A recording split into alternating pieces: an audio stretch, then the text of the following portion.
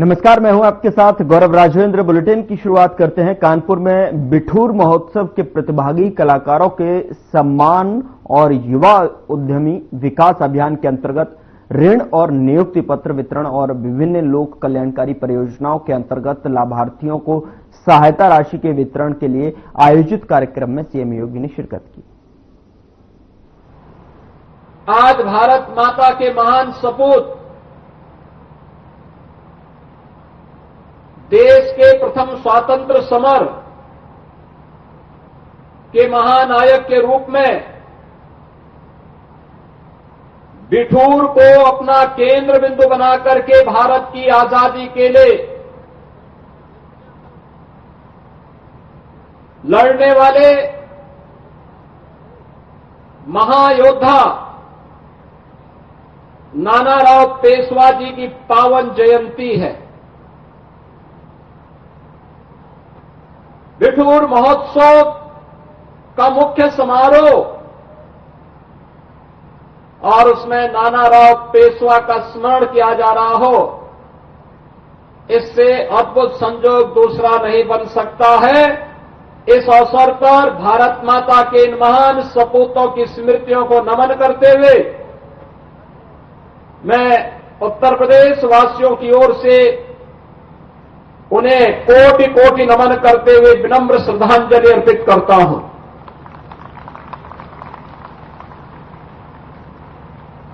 हम सब जानते हैं बिठूर प्राचीन काल से ही भारत की आध्यात्मिक धरोहर की प्रतीक रही है। कहते हैं ब्रह्मा जी ने इस सृष्टि की रचना के लिए अपनी तप के लिए जिस भूमि का चयन किया था वही बिठूर है। महर्षि वाल्मीकि का आश्रम, कहते हैं लव और कुश, इन दोनों का लालन पालन महर्षि वाल्मीकि के सानिध्य में इसी क्षेत्र में हुआ था। और यही नहीं, हम आज भी आसमान की तरफ देखते हैं, ब्रह्म मुहूर्त में उत्तर दिशा में जो एक चमकीला तारा होता है उसका नाम ध्रुव है, लेकिन ध्रुव टीला आपके बिठूर में मौजूद है। इसकी भौगोलिक और प्राकृतिक छटा मां गंगा के सानिध्य में बसी हुई ये बिठूर नगरी कानपुर की तो आत्मा है, एक पहचान देती है अपनी आध्यात्मिक और प्राकृतिक बनावट के नाते, भौगोलिक बनावट के नाते। भारत की आध्यात्मिक ऊर्जा से उत्प्रोत होकर के भारत की स्वाधीनता की लौ को जलाने का केंद्र बिंदु बने। इसीलिए नानाजी राव पेशवा ने इसी धरती को केंद्र बना करके 1857 की व्यूह रचना की थी। यही वो भूमि है जहां पर महारानी लक्ष्मीबाई का बचपन बीता था। उन्होंने घुड़सवारी सीखी थी, तीरंदाजी सीखी थी, युद्ध कला के नए नए गुण सीखे थे। यही वह भूमि है जो देश के अंदर क्रांतिकारियों के लिए एक नई प्रेरणा स्थली बनी थी। और कौन ऐसा भारतीय होगा बिठूर के नाम पर, छत्रपति शिवाजी महाराज के नाम पर, नानाराव पेशवा जी के नाम पर, महारानी लक्ष्मीबाई के नाम पर और तात्या टोपे के नाम पर उसके स्वयं की धमनियों में राष्ट्रभक्ति के रक्त का संचार न हो पाता हो। हर भारतीय गौरव के साथ इन महापुरुषों का स्मरण करता है और याद करना, इन महापुरुषों, इन महानायक और इन महायोद्धाओं का ही रणनीति, राष्ट्रभक्ति और शौर्य पराक्रम का प्रतीक था कि 1857 में महारानी लक्ष्मीबाई ने इसी बिठूर में रह करके बचपन में जो युद्ध कला के गुण सीखे थे, 1857 में अंग्रेज झांसी पे कब्जा नहीं कर पाए थे,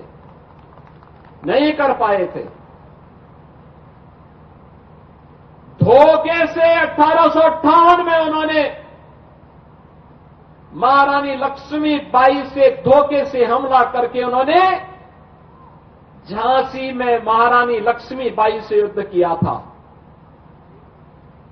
1857 में अंग्रेज बुरी तरह परास्त हुए थे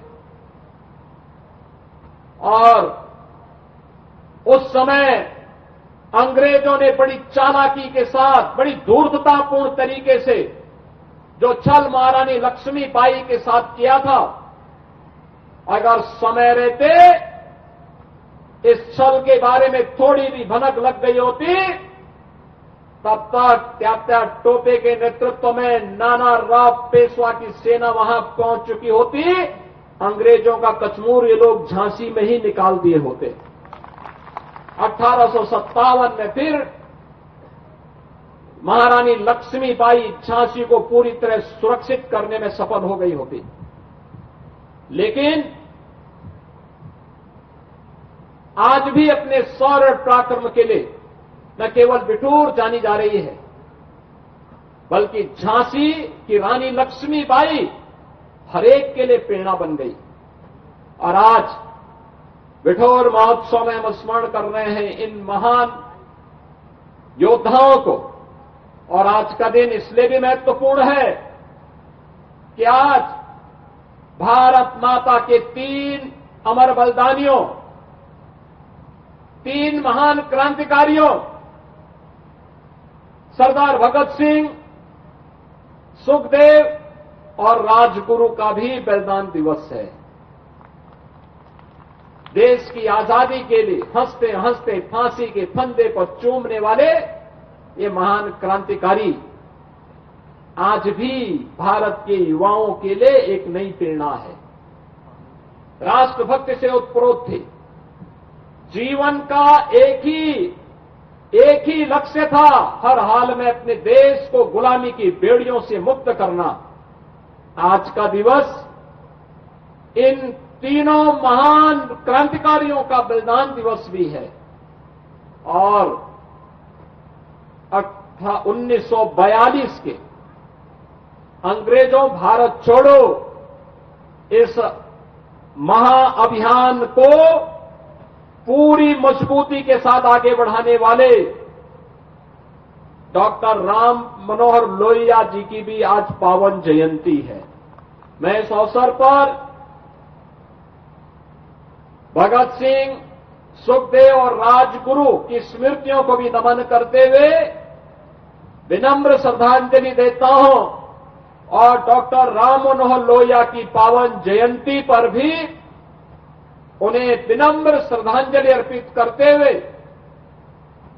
जो उन्होंने स्वतंत्र भारत में भारत के लिए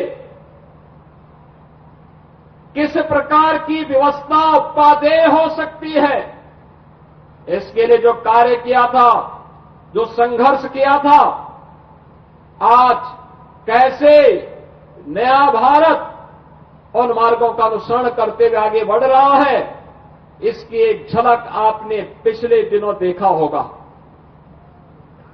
मैं कानपुर वासियों को धन्यवाद देता हूं, बिठूर वासियों को भी धन्यवाद देता हूं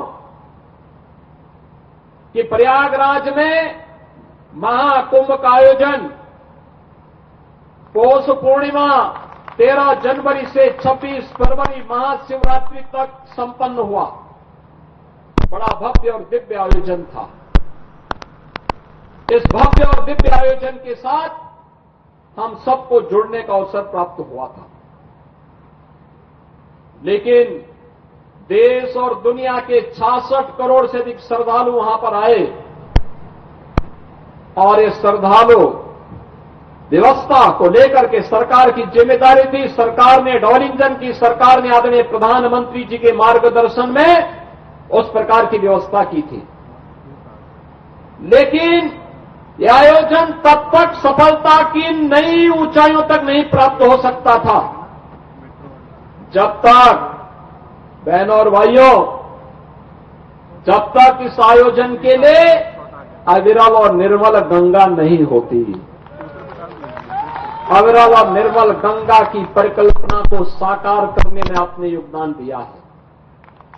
याद करिए, इसी कानपुर में, सीसामऊ में 2019 के पहले प्रतिदिन 4 करोड़ लीटर सीवर गिरता था गंगा नदी में। लेकिन आज सीसामऊ का सीवर पॉइंट आज वो सेल्फी पॉइंट हो गया है। आज वहां पे एक भी बूंद सीवर नहीं गिरता। अविरल और निर्मल गंगा के बगैर कुंभ की सफलता पर प्रश्न खड़े हो गए होते। लेकिन महाकुंभ की सफलता के लिए जो बुनियादी आधार था, उसमें आपका भी योगदान है और आतिथ्य स्वीकार सत्कार के लिए भी आप लोगों ने कानपुर को तैयार किया। इसके लिए भी मैं आपका अभिनंदन करता हूं। आप सभी कानपुर वासियों को हृदय से धन्यवाद देता हूं। बहनों और भाइयों, हम आभारी हैं प्रधानमंत्री मोदी जी के, जिन्होंने नमामि गंगे परियोजना के माध्यम से अविरल और निर्मल गंगा भारतवासियों को पुनः दी है। याद करिए, गंगा एक्शन प्लान 1986 में बनी, लेकिन 2014 तक आते आते मां गंगा पहले से ज्यादा प्रदूषित हो गई थी। प्रदूषण का आलम यह था कि गंगा नदी में जलीय जीव नष्ट हो गए थे। उस समय तमाम प्रश्न खड़े होते थे और आज मैं कह सकता हूं, महाकुंभ की सफलता नमामि गंगे की सफलता को प्रदर्शित करता है।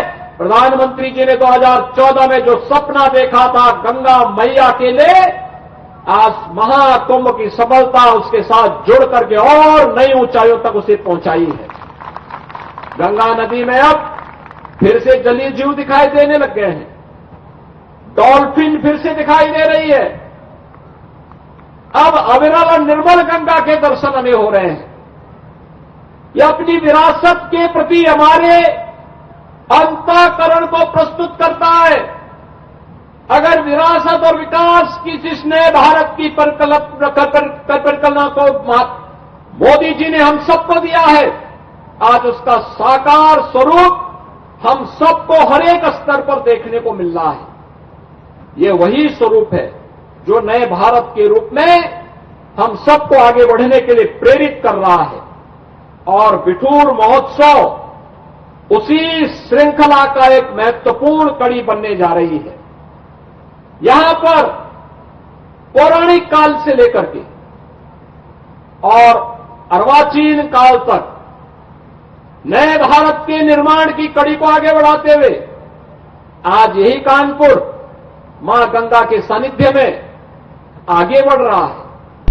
कभी देश का मैनचेस्टर कहा जाने वाला कानपुर अपने टेक्सटाइल उद्यम के लिए माना जाता था, लेकिन जिन लोगों के मन में भारत और भारतीयता के प्रति नफरत थी, उन्होंने कानपुर को भी, कानपुर की उद्यमिता को भी पूरी तरह नष्ट करके रख दिया।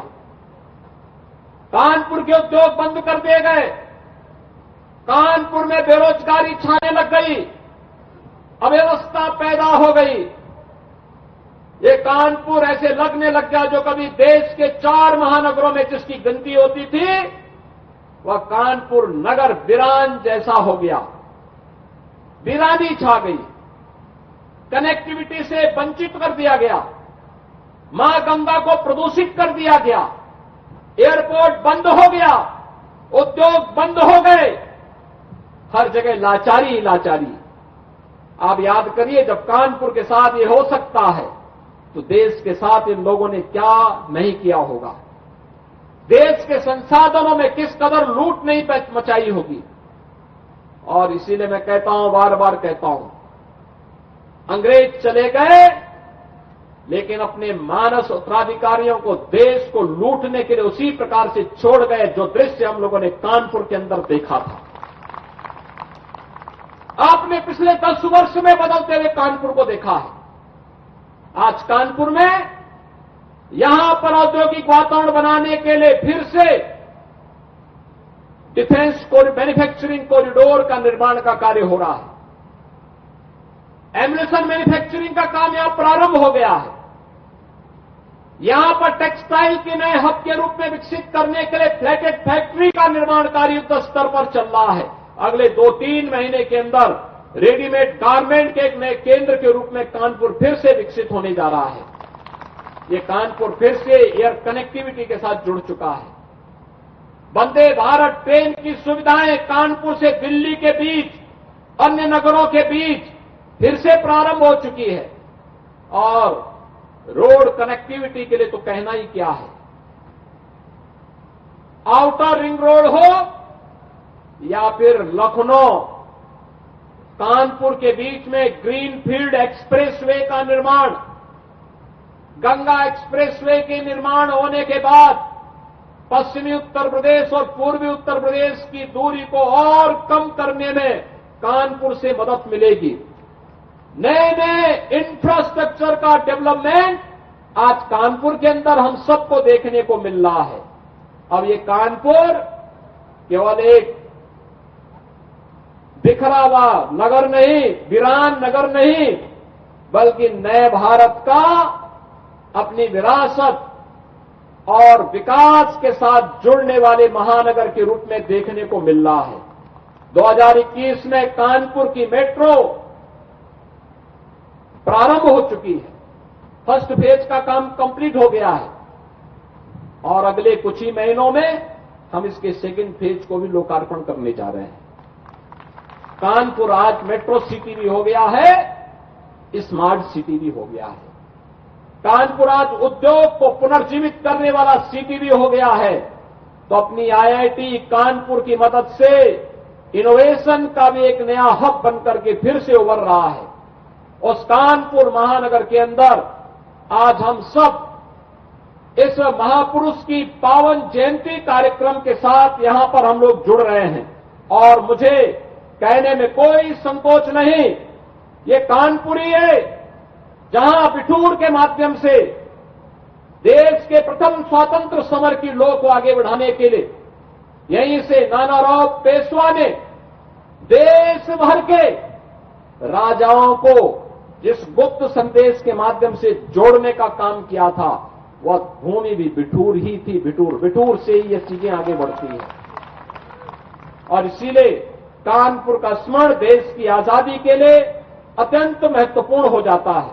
बहनों और भाइयों, आज हम कानपुर के अंदर ढेर सारी विकास की योजनाओं को लेकर के चल रहे हैं और मैं इस अवसर पर आप सबको इस बात के लिए आश्वस्त करता हूं। आज भी हम लोगों ने कानपुर के बारे में विधानसभा के अध्यक्ष जी के साथ, यहां के माननीय जनप्रतिनिधियों के साथ मिलकर के एक बृहद योजना को आगे बढ़ाने की कार्रवाई को आगे बढ़ाया है। और जो बात यहां के स्थानीय विधायक कह रहे थे कि यहां पर भी ब्रह्मवर्त कॉरिडोर का निर्माण होना चाहिए, यहां की कनेक्टिविटी के लिए जो भी गैप बचे हुए उनको हम ठीक करें, तो स्वाभाविक रूप से अपेक्षा होनी चाहिए और बिठूर को उसका गौरव प्राप्त होना ही चाहिए। इस दिशा में सरकार पूरी प्रतिबद्धता के साथ बढ़ करके कार्य करेगी। इस विश्वास के साथ आज यहां पर महाराष्ट्र से जुड़े हुए जो हमारे प्रतिनिधिगण आए हैं, मैं यहां पर खास तौर पर विनय सहस्त्रबुद्धे जी का और श्री सुधीर थोराट जी का, जिन्होंने नानाराव पेशवा की पावन जयंती को बिठूर में मनाने का निर्णय लिया। अभी आपसे मैं कहूंगा 1857 के प्रथम स्वातंत्र समर में कौन कौन से अस्त्र और शस्त्र प्रयोग में आए थे, प्रदर्शनी लगी है सामने। थोड़ा अवलोकन जरूर करना। याद रखना, यही हमारी विरासत थी, यही अस्त्र शस्त्र थे जिनका उपयोग करके अंग्रेजों को भगाने में और उससे पहले मुगलों के छक्के छुड़ाने में छत्रपति शिवाजी महाराज से लेकर के बाजीराव पेशवा और नानाराव पेशवा ने उस दौर में वह शौर्य और पराक्रम करके भारत के राजाओं के साथ मिलकर के इस कार्यक्रम को आगे बढ़ाया था। और उन्हें हम देखें, स्मरण करें, नए भारत के बारे में प्रधानमंत्री मोदी जी के अभियान को और मजबूती के साथ आगे बढ़ाने में हम अपना योगदान दें। इस विश्वास के साथ सरकार अपने महापुरुषों का सम्मान करने, उनके गौरव को पूरी प्रतिबद्धता के साथ आगे बढ़ाने के लिए पूरी कृतज्ञता के साथ कार्य कर रही है, कोई संदेह नहीं। और मैं फिर इस बात को कहता हूं कि महापुरुषों का, देश के स्वाधीनता संग्राम सेनानियों का जो सम्मान नहीं कर सकता, उस व्यक्ति के लिए और उस कौम के लिए कोई जगह नहीं हो सकती, उसके लिए कोई जगह नहीं हो सकती। जो लोग आक्रांता थे, जिन लोगों ने भारत की आस्था पर प्रहार किया, जिन लोगों को भारत और भारतीयता से नफरत थी, जो भारत की बहन बेटियों की इज्जत पे हाथ डालते थे, जिन्होंने भारत की सनातन संस्कृति को रौंदने का कार्य किया था, जो आक्रांता बनकर के भारत की आस्था को कुचल रहे थे, वे भारत के लिए कभी आदर्श नहीं हो सकते, भारत के नागरिकों के लिए कभी आदर्श नहीं हो सकते। जो लोग अभी भी इन आक्रांताओं को अपना आदर्श मानते हैं, इन्हें तनिक भी अपने अस्तित्व पर, अपने वजूद पर तनिक भी अगर इन्हें अपने वजूद के लिए थोड़ी भी शर्म महसूस होती हो, तो इनको इंडोनेशिया के राष्ट्रपति के द्वारा रिपब्लिक डे परेड के अवसर पर दिए गए बयान का स्मरण करना चाहिए, जब उन्होंने कहा था, एक देश का राष्ट्राध्यक्ष कहता है कि अगर हमारा डीएनए कभी जांचा जाएगा तो भारतीय निकलेगा। इंडोनेशिया दुनिया का सबसे बड़ा मुस्लिम बाहुल्य देश है, और उनका ये बयान भारत के अंदर विदेशी आक्रांताओं को अपना आदर्श मानने वाले लोगों की आंखों को खोलने वाला होना चाहिए। मैं विश्वास करता हूं इस बयान के बाद वे लोग भी छत्रपति शिवाजी महाराज, महाराणा प्रताप, गुरु गोविंद सिंह जी महाराज और भारत के इन महान योद्धाओं के बारे में, महान क्रांतिकारियों के बारे में श्रद्धा का भाव रखेंगे और भारत को एक भारत श्रेष्ठ भारत बनाने में अपना योगदान देंगे। मैं एक बार फिर से बिठूर महोत्सव के लिए शिवजीत सिंह सांगा और उनकी पूरी टीम को हृदय से बधाई देता हूं, आगत अतिथियों का स्वागत करता हूं। नानाराव पेशवा जी को, भगत सिंह, सुखदेव और राजगुरु को, डॉक्टर राम मनोहर लोहिया जी को उनकी स्मृतियों के लिए नमन करते हुए विनम्र श्रद्धांजलि अर्पित करता हूं। धन्यवाद। जय हिंद। हरिद्वार स्थित श्री प्रेमनगर आश्रम में महात्मा विक्रमानंद जी ने आध्यात्म पर जानकारी साझा की है। से बोलिए सदगुरुदेव महाराज की जय। परमेश्वर जनों, हमारे ऋषियों ने कहा कि सबसे पहले जीव का सिर का निर्माण होता है। सिर रूपी शिवालय में श्वास को चलाने वाले शिव जी वहां विराजमान होते हैं और वहां से वह श्वास रूपी किरण नाभि चक्र में, जहां जीवात्मा रहता, जहां जिसे कुंडलिनी कहते हैं, वहां पर जाने के बाद में जीवात्मा हरकत में आती है और वो धीरे धीरे ऊपर उठती है। मेरे धुन के रास्ते ये सीधा गर्दन के पीछे शिव रूपी शिवालय जहाँ है वहाँ ईश्वरा सर्वभूतान यानी ईश्वर जो इस श्वास को चलाने वाली ऊर्जा है, जिसको कहते हैं राम रमयंती योगिना, वो रमन करने वाला राम, वह धीरे धीरे शिव रूपी शिवालय पर पहुंचता है।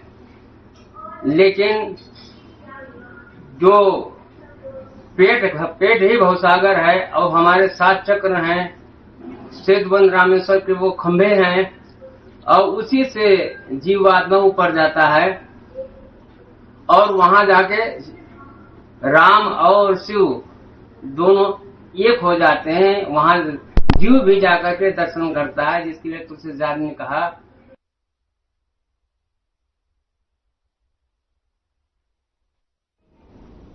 बुलेटिन में मेरे साथ इतना ही, पर अब वक्त हो चला है डॉक्टर राकेश गुप्ता के साथ हमारे खास कार्यक्रम प्लस माइनस का। नमस्कार दोस्तों,